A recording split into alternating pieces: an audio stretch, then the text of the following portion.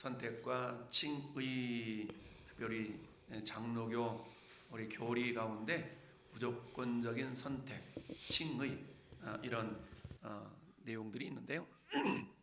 우리가 함께 읽어본 본문 말씀을 통해서 하나님께서 아브라함이라는 한 사람을 어떻게 선택하셔서 우리의 믿음의 조상으로 이끌어 가시는가에 대한 내용을 통해서 하나님께서 아브라함을 선택하신 것이 어떤 건덕지가 있어서, 어떤 근거가 있어서 믿음이 좋아서가 아니라 전적인 하나님의 은혜라는 것을 우리가 생각해 보면서 오늘 말씀을 묵상하기를 원합니다. 같이 한번 서론을 읽어보도록 하겠습니다. 시작.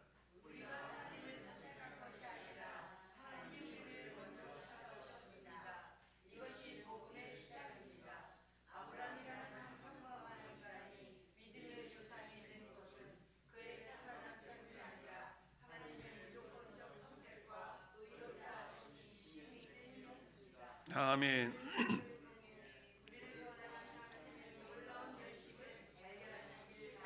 아멘. 할렐루야.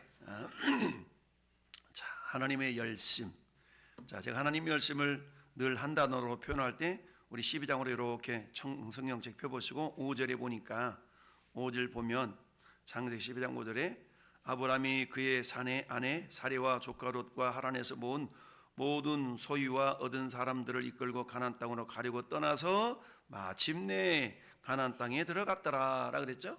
그러니까 하나님은 이 마침내, 즉 하나님의 열심을 표현한 단어라고 볼 수가 있는데요.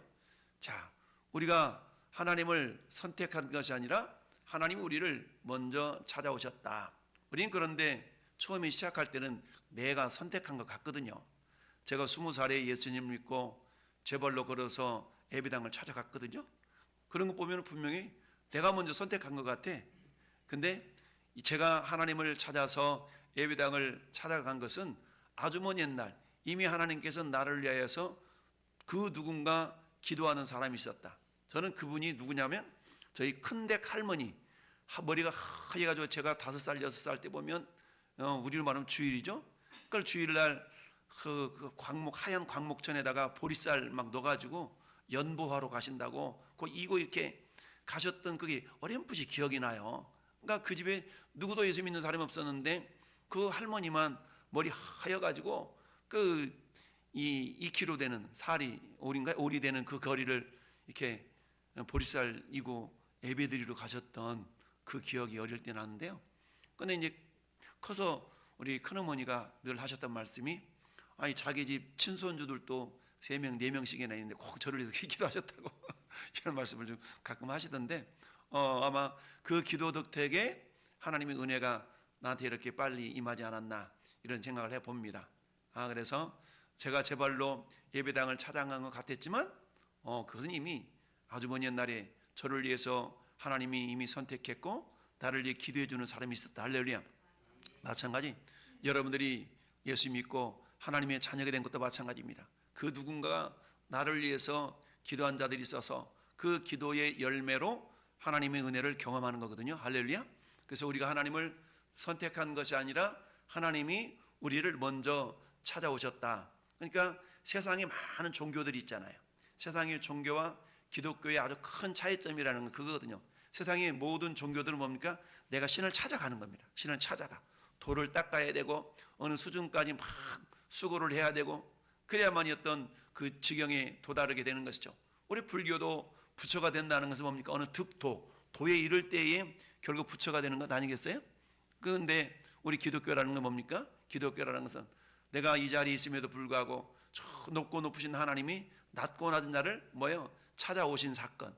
이게 기독교, 이게 복음의 시작이다라는 것이죠. 그러니까 세상 모든 종교는 찾아가는 종교라는 반면 기독교는 찾아오시는 종교라고 말씀할 수가 있죠. 그러니까 자 여기 보니까 이것이 복음의 시작이다라고 말씀할 수가 있습니다. 여러분 아브라함이라는 한 사람은 어떤 사람이었어요? 자기 아버지 데라가 저 갈대우르라는 정말 생면부지 땅에 거기서 우상을 만들어서 팔아먹고 살던 우상장수의 아들이었어요. 우상장수. 우리로 말하면 저기 통복시장에 가보면 불교용품 전문점 도매상집 아들내미였어요. 불교용품점 도매상집 아들내미니까 거기 평택 시내에 모든 무당들 불교 신자들은 다 거기 와가지고 사니까 개중 좀 먹고 살만했던 거 아니겠습니까? 근데 하나님은 그 집 아들내미를 야 내가 예수쟁이 맨달이 되겠다라고 선택한 거하고 똑같은 거거든요. 그러니까 이건 여간 이게 인간적인 생각으로 볼 때는 어려운 일이 아닐 수가 없죠. 근데 그 하나님의 부르심과 선택함 속에서 결국 그 아브라함의 아버지 데라가 그야말로 불교용품 전문점을 다 정리하고 야 그래 떠나자 해서 떠나온 사건과 똑같거든요. 근데 하나님은 데라를 써먹을 것이 아니라 아브라함을 써먹으려고 아브라함을 불렀는데 눈치가 아브라함보다 아버지 데라가 더 컸던 것 같아, 빨랐던 것 같아. 그래서 아버지 데라가 야야야 떠나야 되나 보다 가자 하고 떠났는데 하나님은 어때요? 아브라함을 쓰시려고 했기 때문에 저 하란 땅에서 아버지 데라를 이렇게 떨고 놓게 되죠. 떨고 놓는데 하나님께서 1장에 그렇게 말씀하시잖아요. 너는 너의 고향과 친척과 아버지의 집을 떠나 내가 내게 보여줄 땅으로 가라. 이건 뭘 얘기하냐면 너 나만 좀 믿어줄 수 있겠니? 이거거든요. 나만 믿어주면 안 되겠니? 이거거든요. 근데 아버지하고 같이 떠나면 친척하고 같이 떠나면 아버지를 의지하고 싶은 마음이 생기고 친척을 의지하고 싶은 마음이 생기잖아요. 근데 하나님은 아브라함으로 하여금 온전히 하나님만을 믿는 사람으로 빚어가기를 원하셨던 겁니다. 그게 우리의 믿음의 샘플로 그렇게 빚어가기를 원하시는 것이죠. 오늘날도 우리는 어때요? 오늘날 우리는 어때요? 정말 내가 그 누군가를 바라보면서 모델 삼아서 신앙생활을 하긴 하지만 궁극적으로는 나와 하나님과의 1대1의 관계성 속에서 어떤 상황 속에서도 흔들리지 않는 그런 믿음의 사람들이 돼야 된다라는 얘기죠. 오늘 제가 저기 대구에 난생 처음으로 SRT 타고 저 대구를 갔다 왔는데요. 우리 노예가 무지영 노예라 그래가지고 어느 한 지역에 매몰려 있는 것이 아니라 전국적으로 다 흩어져 있는 교회가 노예를 이루고 있다 보니까 이번에 노회장님이 대구에 계신 목사님이 노회장을 하셔갖고 그 교회에 가서 그 예배당 가가지고 이제 노예를 하는데 노예 임원회를 하는데 저 서울부터 저기 거제도까지 목사님들이 다 흩어져 있는데 거기서 대구에서 만난 거예요. SRT 타고 갔더니 빨리 가긴 합디다. 1시간 10분이니까 대구까지 가버리더만요. 굉장히 빠르더라고요. 근데 저기 거제도에서 대구까지 오신 목사님 차를 끌고 와가지고 거의 3시간 걸려서 거기서 대구까지 오는데 그렇게 멀리 오셨던데 근데 원래 이제 노예 임원이 9분인데 7분이 참석을 하셨어요. 근데 하나같이 다들 목사님들이 사연들이 다 있으신 목사님들이에요. 이번에 노회장 되신 목사님들하고 목사님하고 잠깐 얘기를 나누는데 야, 그 목사님은 죽었다 살아나셨더구만. 그러니까 그 혈액암에 걸리셔가지고 목사님이 혈액암에 걸리셔가지고 성도들이 150명까지 이렇게 부흥해서 예배 처소가 막 3개까지 이렇게 하면서 그렇게 했댔는데 목사님이 1년 동안 병원에 이렇게 계시는 바람에 그야말로 그냥 직분자들 만남고 다 각기 제 길로 갔거늘 이런 또 안타까운 일이 있으셨더라고요. 그럼에도 불구하고 목사님이 하나님이 건강을 또 붙잡아 주셔서 다시 또 그 마지막 노회장 하시고 이제 연세가 67세쯤 되셨는데 그렇게 지금 마지막을 이렇게 준비하고 계시더라고요. 그런 목사님이 노회장님이시고 또 한 목사님은 지난번에 노예했던 그 목사님은 남매를 뒀는데 지난번에 말씀드렸던 것처럼 그 둘째가 24살인가 됐는데 뇌암으로 돌아가셨어요. 딸이 죽었어요. 딸. 야, 근데 얼마나 마음이 아프겠습니까? 근데 그 목사님이 그런 신앙 고백을 하시더라고요. 만약에 우리 성도의 딸이 죽었더라면 어떡할 뻔했냐. 만약에 믿음이 연약해가지고 그걸 감동하지 못해서 내가 이토록 충성했는데 내가 이렇게 헌신했는데 하나님 왜 내 딸을 가져갔어요, 데려갔어요, 이럴 수 있잖아요. 그래가지고 시험 들었더라면 교회적으로 굉장히 문제가 컸을 텐데 감사하게도 성도의 자녀가 아니라 목회자의 자녀를 데려간 걸 감사하다. 마치 손양은 목사님 고백처럼 그런 고백을 하시더라고요. 그러면서 담대하게 황당하게 그리고 목회 잘 하시는 그런 모습을 이렇게 뵀어요. 자, 그런 또 목사님도 계시고 또 우리 김동원 목사님은 동생 장로님이셨는데 장로님이 그것도 혈액암으로 돌아가셨잖아요. 그러니까 참 목사님들마다 전부 다 아픔들이 다 있으신 그런 어떤 모습을 이렇게 은혜를 나누면서 오늘 회의를 이렇게 했는데요. 참 그렇습니다. 고난이 있어야 비 온 뒤에 땅이 더 이렇게 다져지는 것처럼 참 많은 인생들이 고난 가운데서도 믿음을 지킨다는 게 참 쉽지가 않지만 그 믿음이 진짜 믿음이거든요. 할렐루야. 진짜 믿음은 고난을 통과해 봐야만이 그 믿음이 짝퉁이었나 진짜였는가를 알 수가 있는 겁니다. 여러분들도 고난 가운데 있다 할지라도 그 고난 때문에 하나님을 원망하거나 불평하거나 믿음을 스탑하는 것이 아니라 그럼에도 불구하고 여전히 나를 붙들고 계시는 그 하나님을 믿고 나가는 것이 진짜 신앙이다라는 얘기입니다. 할렐루야. 어제는 전도하는데 60대 초반의 여자야. 키는 짱딸막해.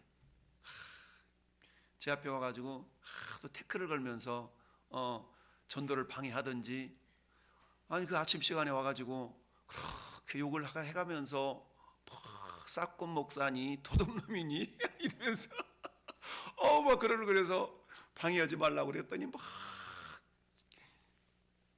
세상말로 개가 풀면서 방해를 놓는 거지. 이게 신천지는 아닌 거지. 그건 또 아니라고 자기가 그러는데, 한 그래요. 제가 뭐 했냐면 경찰에 신고를 했어요. 신고를 했더니 경찰차가 3대가 와가지고 그 여자를 잡아갔어.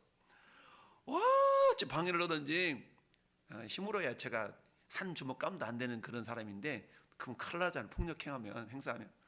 와, 이게 복음을 전하다 보니까 전도는 영적인 전쟁이에요. 전도는 영적인 전쟁. 우리가 구원대회 지금 전도 집중 기간이잖아요. 그래서 저 월 2일까지 저하고 집사람하고 우리 저녁 기도 지금 작정해서 기도하고 있는데, 아침에 기도하고 전도 나갔다가 저녁에 기도하고 이렇게 하고 있는데, 그러니까 이 교회에서 목사가 정말 믿음이 연약해지면 마귀가 박수치잖아요. 그러려고 전도 현장에서 그렇게 정말 방해하는 그런 모습들이 간혹가다 그렇게 있어요. 근데 하나님 또 그 이면에는 엄청난 복을 또 준비하고 계실 줄로 믿고, 할렐루야.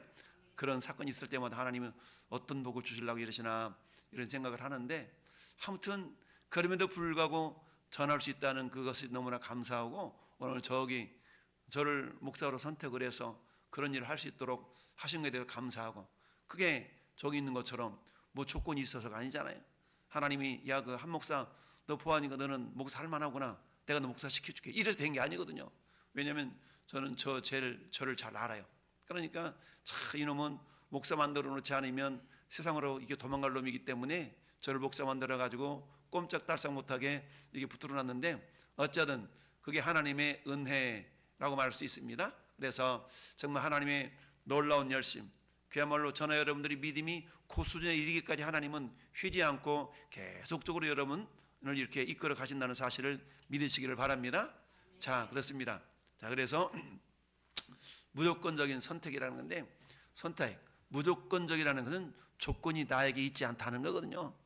이문갑 장로님이 장로된 거 조건이 있어서 그런 것이 아니라 이것도 하나는 은혜고, 할렐루야. 이거 은혜라는 건 늘 기억해야 돼. 그래서 자격 없는 자를 하나님께서 정말 부르시고 이렇게 선택해 주신 거, 이걸 우리가 무조건적인 선택이라고 할 수가 있는데, 오늘 함께 읽어본 오늘 1절부터 3절까지 그 하나님은 아브라함이 우상을 섬기던 갈대울이 있을 때에 그를 먼저 어떻게 해요? 찾아오셨어요. 그러면서 그에게 복을 받을 만한 어떤 건덕지, 조건이 있어서가 아니라 오직 하나님의 주권적인 기쁘신 뜻에 따라서 그를 선택하셨다는 사실입니다. 그러니까 이 부르심은 아브라함 한 개인을 넘어서 장차 오실 예수 그리스도, 즉 메시아 그리스도를 통해서 만민이 복을 받게 하시려는 그야말로 어떤 구원 역사의 계획의 시작이었다라는 얘기죠. 아브라함도 그렇게 해서 하나님께서 그 축복의 통로로 삼았다면 오늘 이 시대를 살아가는 저와 여러분들도 마찬가지죠. 그렇죠? 예수를 전혀 알지 못했던 우리 김학자 성도님을 하나님이 선택해서 불렀어. 그리고 어때요? 축복의 통로 삼으려고. 할렐루야.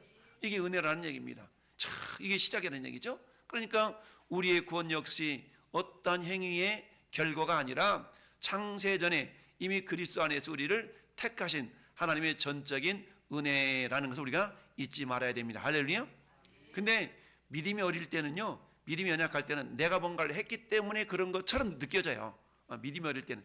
근데 믿음이 성숙하면 성숙할수록 이게 내 능력이 아니네, 이게 내 열심이 아니었네, 하나님의 은혜였네라고 은혜를 더 깊이 깨닫게 된 겁니다. 할렐루야.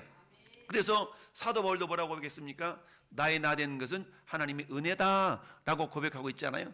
내가 이렇게 열심을 품었기 때문에 이렇게 됐지 라고 고백하지 않냐고, 한마디로 말하면 야 그래 내가 무엇이라고 하나님 나를 이렇게 빚으셨나라고 그렇게 하나님의 은혜를 깨달을수록 자기 자신의 연약함과 자기 자신의 작아짐을 경험할 수 있게 되는 것이죠.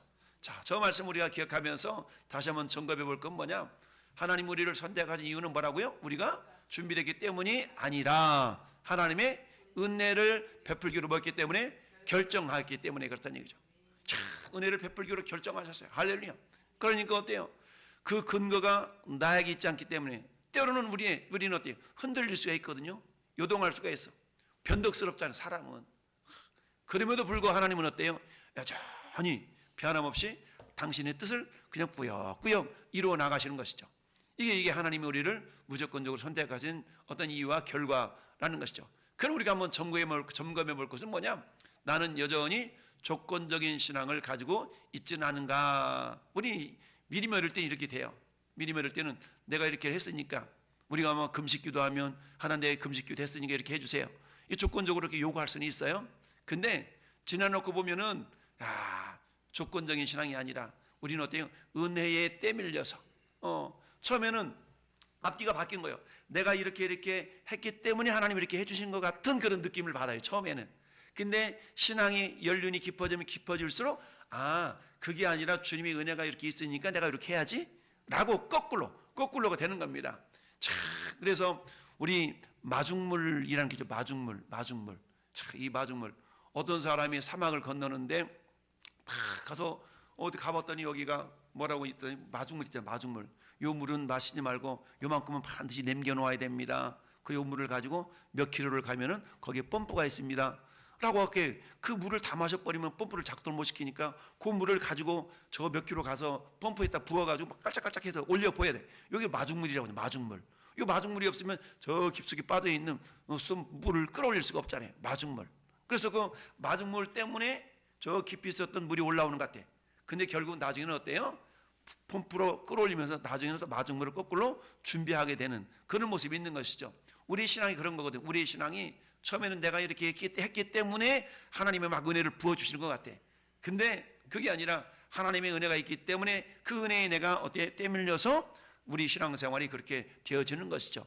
그래서 뭐라고 해요? 하나님은 우리에게 은혜를 베푸시는 분. 그래서 시은자, 은혜를 베푸시는 분.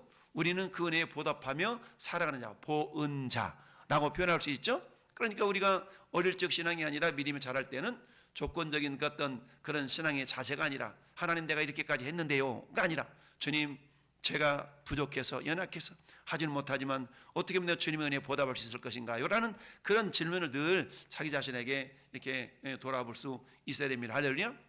그래서 하나님이 나를 사랑하시는 근거를 내 삶에서 찾고 있지는 않은가. 우리가 사랑할 만한 건덕지. 내가 이렇게 했으니까 하나님 날 사랑해 주시겠지가 아니라 그러면은 하나님의 사랑은 변덕스러운 사랑일 수가 있어. 내가 신앙생활 열심히 잘할 때는 어떻게 해요? 하나님 나를 많이 사랑하는 것 같아. 근데 내가 신앙생활을 좀 잘못하면 하나님 나를 안 사랑하는 것 같아. 우리 이렇게 생각하거든요. 인간이야 그럴 수가 있지만 하나님은 그런 쪼잔한 분이 아니야. 하나님은 여전히 나를 사랑하십니다. 할렐루야. 근데 우리가 그 사랑을 알지 못하니까 오해를 해가지고 내가 이렇게 못했으니까 하나님 나를 덜 사랑할 것 같고 이렇게 했으니까 많이 사랑할 것 같고 여전히 하나님 우리를 사랑하십니다. 할렐루야. 네, 그래서 하나님 나를 사랑하시는 근거를 내 삶에서 찾지 아니하고 하나님의 약속에서 찾아야 됩니다. 할렐루야. 그래서 오늘 우리는 다시 은혜 위에 서야 된다. 나를 사랑하시는 것도 은혜요. 나를 불러주시는 것도 은혜다라는 얘기죠. 그래서 우리가 부르는 찬양 하나님의 은혜로 있을 데 없는 자 왜 사랑하여 주는지 왜 구속하여 주는지 난 알 수 없도다. 할렐루야. 왜 날 사랑하는데요? 그렇게 하나님이 작정했기 때문에 우리를 그렇게 선택하시고 사랑해 주신다라는 사실입니다. 할렐루야. 자, 에베소 1장 4절 시작.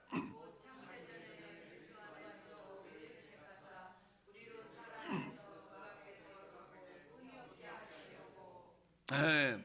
창세전에 그리스도 예수 안에서 우리를 어떻게 해요? 택했어. 창세전에. 그러니까 내가 태어나기 전부터 하나님 나를 알고 계셨어요. 내가 태어나기 전부터 나를 아셨다. 이게 맞지 않는 말인 것 같지만 하나님은 그렇게 역사하시는 분이란 얘기죠. 우리를 그래서 사랑 안에서 그 앞에 거룩하고 흠이 없게 하시려고 이미 우리를 선택했다는 얘기죠. 요한복음 15장 16절도 주님은 제자들을 향해 그렇게 말씀하세요. 너희가 나를 택한 것이 아니요 내가 너희를 택하여 세웠나니 이는 너희로 가서 열매를 맺게 하고 또 너희 열매가 항상 있게 하여 내 이름으로 아버지께 무엇을 구하더니 다 받게 하려 하심이니라. 아멘. 할렐루야. 참 이처럼 하나님께서 저라 여러분들을 어때요? 내가 하나님을 선택한 것이 아니라 제가 자발적으로 예배당을 간 것 같았는데 이렇게 되돌아보니까 그게 아니었어요. 하나님 저를 이끌어 가시려고 이미 예전부터 나를 선택해 주셨고 이렇게 발걸음을 인도에 가졌다라는 것을 나중에 이렇게 보니까 이렇게 깨달아 알게 됩니다. 여러분이 종교개혁을 일으켰던 루터에 대한 이야기 가끔 하잖아요. 이 루터는요 자기 열심히 사람이 열심히 해서 수도사로 살면서 자기 열심으로 다 그래서 막 무릎 꿇고 막 올라가면서 자기 죄를 막 이렇게 하려고 자기 죄를 없애보려고 그랬는데도 제가 안 없어지는 거예요. 제가 안 없어져. 그러다가 불현듯 로마서 1장 17절을 다 읽으면서 그 죄의 어떤 속박으로부터 깨닫게 자유함을 누리게 되는데 의인은 믿음으로 말미암아 살리라. 믿음으로 사는 것이지 내가 뭔가를 행해서 되는 것이 아니구나. 그건 믿음이구나. 믿음조차도 하나님 주시는 선물이구나 라고 이걸 깨닫게 되면서 자유함을 누리게 되었고 그러면서 종교개혁의 시발점을 이루는 그런 믿음의 사람으로 변화가 되어졌습니다. 이처럼 하나님의 미리 선택하셨고 그 다음에 어때요? 그 선택함은 하나님께서 변하지 않는다는 얘기죠. 이걸 다른 말로 말하면 신실함. 따라서 하나님의 신실함. 그 약속, 하나님의 약속은요 변덕스럽지 않다는 얘기죠. 신실하다는 얘기죠. 우리 얼마나 변덕스럽습니까? 아주 막 끝까지 갈 것 같아도 금세 우리 마음이 그야말로 아침 저녁으로 다 바뀌잖아요. 이처럼 우리 오늘 15장 읽어봤는데 아브라함은 부르심을 받았음에도 불구하고 현실적인 문제 뭐예요? 자녀가 없었잖아. 자녀가 없어. 그건 자녀가 없으니까 집에서 충성하고 있는 자기 모습을 자기 후계자로 삼으려고 그래요. 내 재산을 다 물려줄 자로 우리 집에서 충성하고 있는 엘리에셀이라는 종을 그야말로 후사로 두려고 그랬어. 그러자 하나님 뭐라고 그래요? 아니야 그 사람 아니야. 네 몸에서 날 자가 네 후사가 될 거야 라고 말씀하고 있죠. 할렐루야. 그러면서 15장 보면 그렇게 말씀하죠. 이 엘리에셀이 나의 상속자입니다. 그랬더니 3절 말씀 하나님이 아니야 내게 씨를 주지 아니했으니 이 집에서 내 자가 상속될 것이며 그랬더니 아니라 4절 말씀에 여호와의 말씀이 그에게 임하여 이르시되 그 사람이 네 상속자가 아니라 네 몸에서 날 자가 내 상속자가 되리라 라고 다시 하나님이 말씀해 주셔요. 현실적으로 지금 자식이 없어. 자기도 나이 들어가고 자기 마누라도 나이가 들어가. 근데 자기 마누라 사라는 경수가 끊어졌어. 경수가 끊어졌다는 얘기는 한마디로 말하면 여자로서 생산 능력이 없다는 얘기거든요. 그런 상황이다 보니까 어때? 상식적으로 생각하는 것이죠. 상식적으로. 우리가 신앙생활을 상식적으로 신앙생활하는 게 아니라 상식도 필요하지만 우리는 믿음으로 하는 겁니다. 할렐루야. 네. 그래서 엘리에셀 이 사람이 나의 후계자가 될 것 같은데요 라고 하니까 하나님이 아니다. 너 봐봐. 자 이리 와봐. 자 그러면서 5절 말씀에 그를 이끌고 밖으로 나가시 이르시되 하늘을 우러러 무별을 셀 수 있나 봐. 저 하늘 쳐다봐. 예 하나님 별 많지. 예. 한번 세볼래? 이거 하는 저만한 별 어떻게 세요? 그지? 네 자식도 셀 수 없을 만큼 많게 해줄 거야 라고 하나님께서 말씀을 하셨습니다. 그때에 아브라함이 어땠다고? 이것을 믿었다고요. 믿었어. 그래요? 그 내 자식 저렇게 많다고요? 그래요. 알았어요. 하나님 내가 인정. 근데 그때는 자식도 없는 상태였어. 이걸 하나님께서 뭐라고 했다고요? 의로 여겨주셨다. 그래 의롭다. 네가 잘했어 라고 하나님께서 인정해 주셨다라는 얘기입니다. 그래서 자 인간의 불신앙과 연약함에도 불구하고 나는 엘리에셀이 내 후사가 될 것 같아요. 그럼에도 불구하고 하나님은 스스로 맺으신 언약을 반드시 성취하시는 분임을 보여주고 있죠. 이 언약의 정점은 결국 십자가에서 자기 아들을 우리에게 주기까지 우리를 사랑하신 예수 그리스도의 선약으로 완성이 되어지죠. 그래서 성경은 뭐라고 말씀합니까? 믿음이 있는 자는 아브라함의 자손이라고 표현하고 있지 않습니까? 그래서 자 우리가 다시 한번 확인해 볼 내용은 뭐냐? 우리는 언약을 지킬 수 없는 존재이지만 하나님은 어떻다?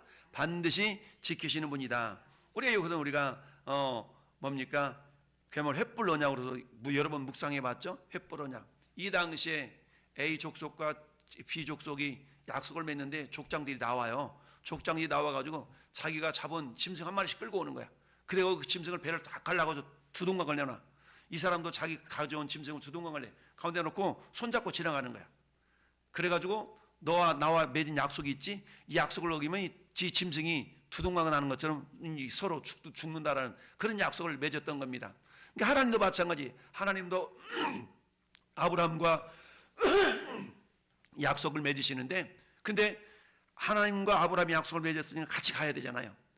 조각난 고기 사이로. 근데 아브라함은 지나가지 않고 하나님만 지나갔어. 하나님만. 횃불의 형상으로 하나님만 지나갔어. 이 말은 뭐예요?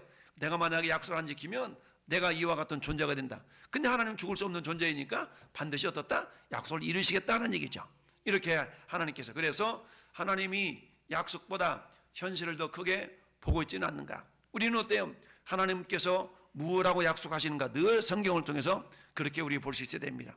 여러분, 시편 23편 1절, 여호와는 나의 목자시니 내게 부족함이 없으리로다. 참 부족함이 없어. 근데 어때요? 현실은 부족해. 근데 하나님의 약속은 하나님은 나의 목자가 되면 내가 부족함이 없대. 내가 부족할 때 점검해봐야 될 것은 뭡니까? 하나님의 약속은 여호와가 나의 목자가 되시면 내가 부족함이 없다고 그랬으니까 내가 부족함을 느낀다? 그거는 주님을 내가 목자 삼고 있지는 않은가? 그 전 단계를 이렇게 점검해 보는 겁니다. 그래서 어때요? 더욱더 우리가 주님을 나의 목자 삼고 그 약속의 말씀을 선포하면서 주님 나의 목자가 되시니 감사합니다. 주님 나의 목자가 되셔도 부족함이 없게 하시니 감사합니다. 이렇게 믿음으로 고백하면서 선포하는 거예요. 그럴 때 민수기 14장 28절 말씀에 너희 말이 내 귀에 들린 대로 내가 너희 행하리라. 네가 나를 목자 삼고 있구나 라고 하나님이 들으시고 그 생명의 역사를 이루어 가시는 그게 믿음의 역사인 줄 믿습니다. 그래서 우리는 하나님의 약속보다 현실의 문제를 더 크게 여기는 경우가 많이 있죠. 아까 얘기했처럼 우리 그 노회장 목사님 1년 동안 병원에 누워 계시면서 하나님 너무 아파요, 너무 아파요. 혈액암 걸렸는데 정말 그렇게 기도하셨다 그러더라고. 우리 주님 손바닥과 옆구리 찔리셔가지고 고통 많이 당하셨죠. 근데 등허리 이렇게 고통하는 대가 더 아플 것 같아요. 얼마나 아팠던지 그렇게 하나님께 기도하셨다고 그래요. 너무 아파가지고 하나님 등박만큼은 제가 더 우리 예수님보다 더 아플 것 같아요.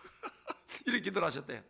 근데 하나님 건강을 회복시켜 주셔가지고 잘 지금 목회를 하고 계시는데 그런 간증을 하셨어요. 이처럼 하나님의 약속, 현실은 뭐예요? 너무 고통스러워. 근데 어때요? 요한은 나의 목자시니 내가 부족함이 없으리로다. 건강에 부족함이 없어야 되는 지금 건강이 부족하잖아요. 그럴 때 어때요? 하나님의 약속을 부여잡고 계속 기도하는 가운데 정말 믿음을 놓지 않았더니 하나님께서는 그 말씀대로 약속대로 건강을 회복시켜 주셔서 지금 뭐하고 있어요? 목회를 잘하고 계시더라는 얘기죠. 그래서 어때 우리는 흔들릴 때마다 뭘 붙들어야 된다고요? 하나님의 약속을 붙들어야 됩니다. 저는 여러분들이 붙들어야 될 약속, 올 연초 1월 1일 날 여러분이 잡았던 말씀 있지 않습니까? 제가 붙든 저에게 주신 말씀은 항상 기뻐하라 이 말씀이에요. 쉬지 말고 기도하라, 범사에 감사하라. 하여튼 감사하고 기도하고 이렇게 일어났던 모습을 지금 살려고 저도 이렇게 하고 있는데 순간순간 어떻습니까? 이런 상황에서 하나님 내가 기뻐할 수 있을까요? 하나님 이런 상황 가운데서 상황 현실을 바라볼 때는 정말 내가 어떻게 기뻐해야 되나? 아니 막 내 면전에 나를 향하고 막 욕을 하고 그러니까 이 상황을 내가 기뻐해야 되나? 막 그러면 경찰을 불러가지고 내가 지금 이렇게 종교 활동을 하는데 어떤 여자가 와서 이렇게 나를 방해한다고 막 10분 동안이나 방해 막 그러는 거야. 경찰 오기까지 한 10분 걸리니까 그때까지도 막 그러는 거야. 데리고 가지고 당신이 방해하냐고 막 방해하지 말라고 경찰이 막 뭐라 그러니까 그러던데. 어쨌든 우리 신앙이 역시 감정이 아니라 늘 뭘 점검해야 된다고요? 내가 약속이 있는가라는 것을 점검해 볼 수 있어야 됩니다. 여러분 이처럼 아브라함이 미리 면역할 때도 여전히 하나님 어땠어요? 그 아브라함을 향해 이렇게 약속하셨어요. 히브리서 6장 13절 시작. 맹세할 자가 자기보다 더 큰 이가 없으므로 자기를 가리켜 맹세하여 이르시되 내가 반드시 내게 복주고 복주며 너를 번성하게 하고 번성하게 하리라 하셨더니 아멘. 우리 맹세할 때 어때요? 나보다 뭔가 크신 분, 나보다 큰 거 이걸 놓고 맹세를 하잖아요. 근데 하나님보다 크신 분이었기 때문에 하나님은 당신의 이름을 놓고 당신을 가리켜서 맹세하신 것이죠. 그 맹세의 내용은 뭐예요? 아브라함에게 복을 주겠다는 약속이었던 것이죠. 디모데후서 2장 13절도 우리는 미쁘며 없을지라도 저는 항상 미쁘시니 자기를 부인할 수 없느니라. 미쁘다는 말은 믿을만하다는 얘기, 신실하다는 얘기거든요. 아, 그 사람 믿을만해. 우리 그러잖아요. 아, 그 사람 믿을만하지 못해. 그 사람 믿을만해. 뭔가 약속을 잘 지켜왔다 그러면 우리는 아, 그 사람 믿을만해 라고 이야기할 때 저 믿음이 없을지라도 인간은 믿을만한 존재가 못 돼요. 그렇지만 하나님은 어때요? 반드시 이루시는 신실하신 하나님이시다 라는 얘기죠. 자, 예레미야 31장 33절도 하나님은 이렇게 말씀하십니다. 그날 이후에 내가 이스라엘 집과 맺을 언약은 이것이니 곧 내가 나의 법을 어디에 줘요? 그 속에 두어 그들의 마음에 기록하여 나는 그들의 하나님이 되고 그들은 내 백성이 되리라 할 것이니라. 여호와의 말씀이니라. 하나님께서 당신의 법을 성경에 기록한 것뿐만 아니라 우리 마음판에다가 새기셔서 그 말씀을 이루어 가시기를 원하신다는 얘기죠. 여러분, 우리가 이신칭의라는 말이 있거든요. 믿음으로 의로 여긴다. 이신 믿음으로써 칭함을 받는다. 의로움을 칭한다는 거거든요. 그래서 이신칭의 또는 이신득의라고 말하기도 합니다. 이신 믿음으로써 의롭다함을 칭함 받는다. 이게 이신칭인데요.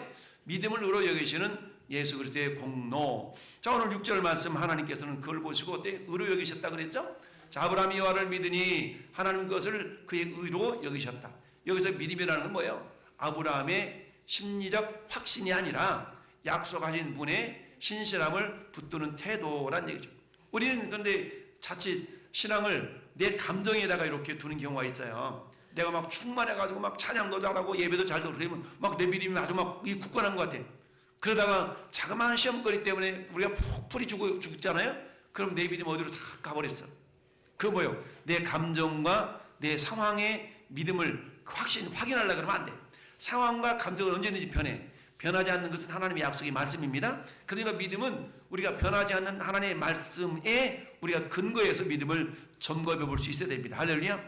하나님은 내 상황에 따라서 내가 너를 떠나지 않고 내가 너를 버리지 않겠다 그랬는데 이럴 때는 떠나고 이럴 때는 안 떠날 거야. 이렇게 조건이 없거든요. 우리 하나님 우리를 사랑하시기 때문에 내가 너를 떠나지 않고 버리지 않아.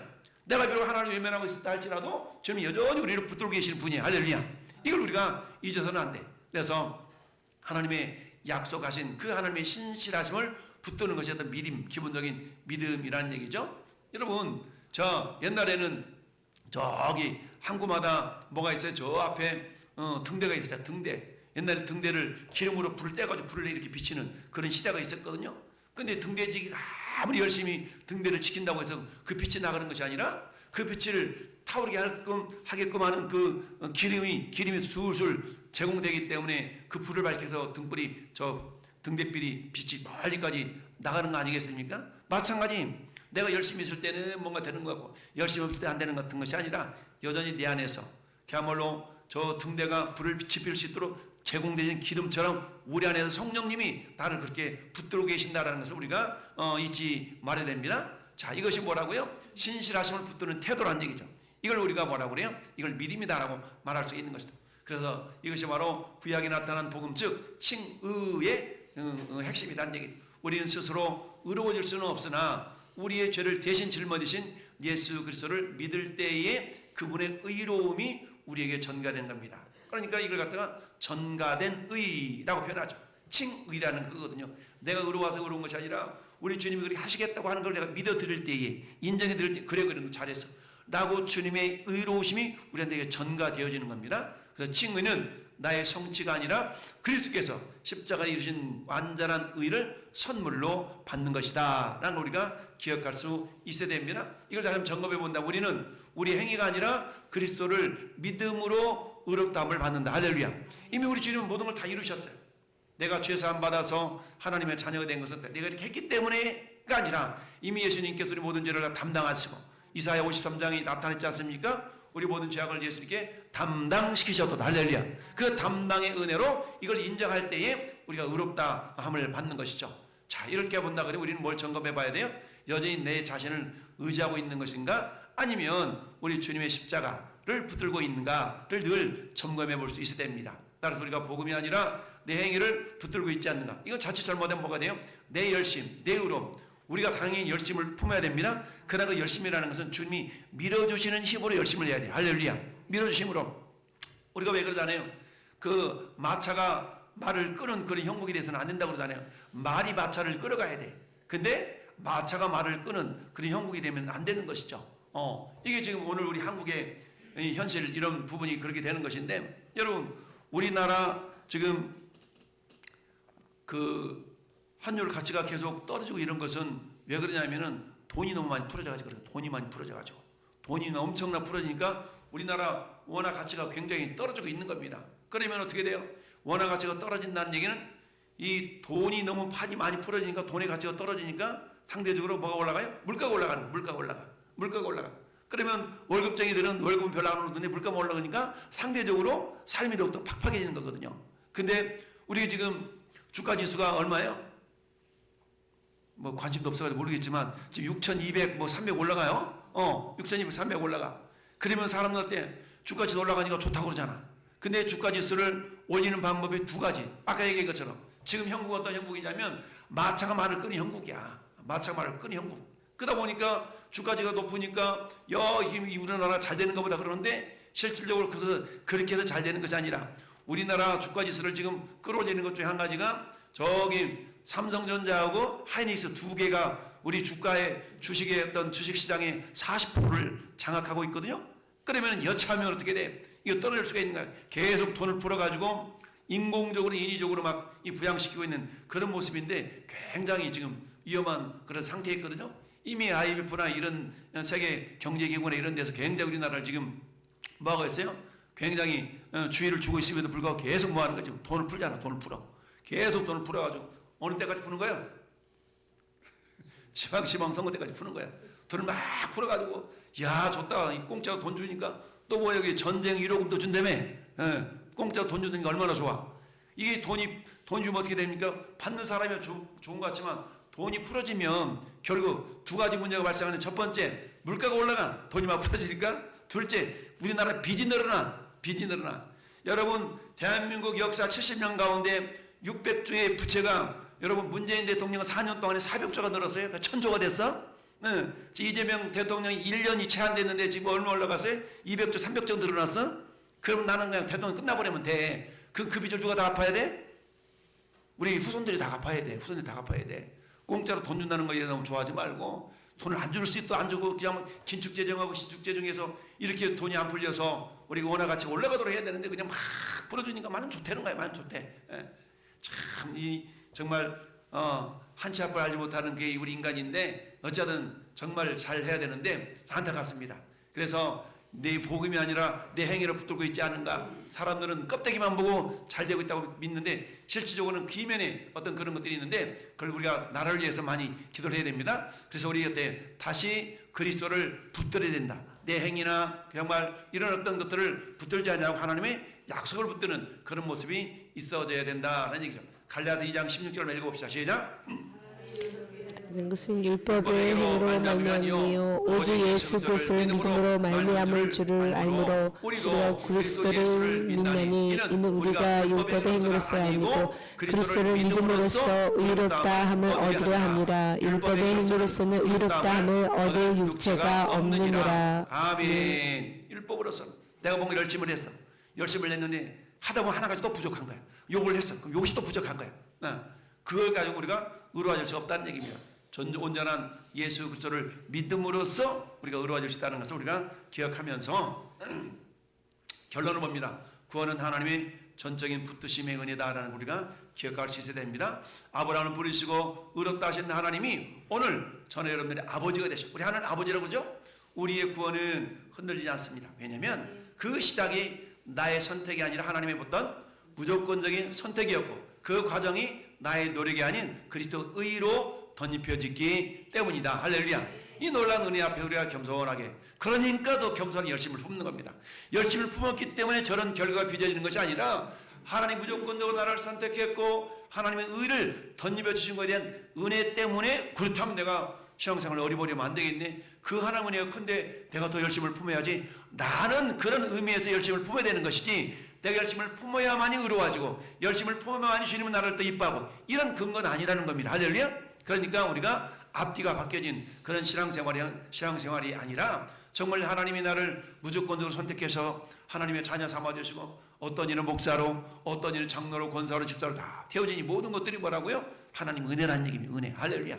이걸 기억하면서 그 은혜를 깨닫는다면 어때요? 우리 겸손하게 하나님 그래요. 내가 무엇이 안돼 나를 이렇게 사랑하셔서 나를 이렇게 이런 귀한 직분을 주셨습니까? 그러니까 더욱더 하나님 은혜에 보답하는 보은자의 삶을 살아가야 되겠구나라는 그런 겸손한 믿음의 고백이 나타난 줄로 믿습니다. 그럴 때 우리가 불렀던 아까 216장에 겸손의 주를 섬길 때 괴로운 일을 많으나 겸손의 주를 섬길 때 괴로운 일이 많아요. 그럼에도 불구하고 어때요? 그 괴로움을 어때? 우리가 포기하고 낙심하는 것이 아니라 주님의 사랑으로 이겨낼 수가 있다라는 사실입니다. 할렐루야. 우리 한번 합심하게 기도할 때 첫째 감사 기도를 드립시다.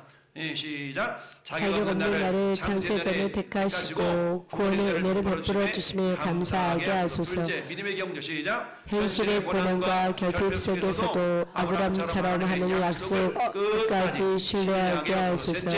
그리스도 중심의 삶 시작. 나의 의가 아닌 오직 예수 그리스도의 공로만에 의지하며 교만을 버리게 하소서. 셋째 복음의 통로 시작. 아브라함이 복의 근원이 되었듯 우리도 이세계 그리스도의 복음을 전하는 축복의 통로가 되게 하소서. 구원의 열매를 이루는 주인공 되게 해달라고. 그 다음에 교회와 나를 위해서 시작. 우리 교회가 오직 은혜의 복음 위에 서게 하시고 이 땅의 지도자들이 하나님의 통치를 경외하게 하소서. 그게 하소서. 이 5가지를 놓고 우리 주님 한번 부르고 잠깐 기도하겠습니다.